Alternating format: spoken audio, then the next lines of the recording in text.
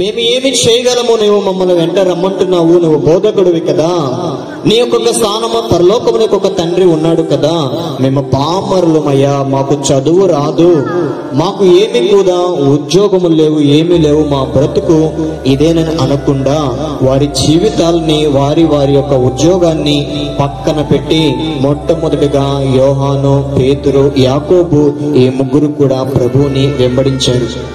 ప్రభువుని వెంబడించిన వెంటనే అయితే ప్రభువా మేమేం చేయాలంటే, మీరు ఇక నుండి సర్వలోకానికి వెళ్ళి సువార్త ప్రకటించడమే మీ యొక్క లక్ష్యము. ఇక నుండి మీరు మనుషులు కాదు కదా, చేపలు పట్టాల్సిన అవసరం లేదు మీ జీవితాల్లో. ఇదిగో సకల పాపం అంతా కూడా మోసుకెళ్తున్న దేవుని గొర్రెపిల్ల మీ కొరకు బలి అయిపోతున్నాడు. ఆ గొర్రెపిల్ల వివాహ విందులో కూడా మీరందరూ కూడా పాలు పంచుకోవాలంటే సర్వలోకానికి వెళ్ళి నా బిడ్డలు అయినటువంటి వారందరినీ కూడా మార్చండి అని చెప్పాడు. అయితే తండ్రి మా కుటుంబాల సంగతి ఏంటని అడగలేదు, మా భవిష్యత్తు ఏంటని అడగలేదు. వెంటనే కుటుంబాన్ని కాదనుకొని ప్రభు వైపు తిరిగినప్పుడు యేసుక్రీస్తు ప్రభువారు ఆ యొక్క శిష్యులు లోకాన్ని అంతటిని కూడా తలకిందులుగా చేశారు. హల్లెలూయా.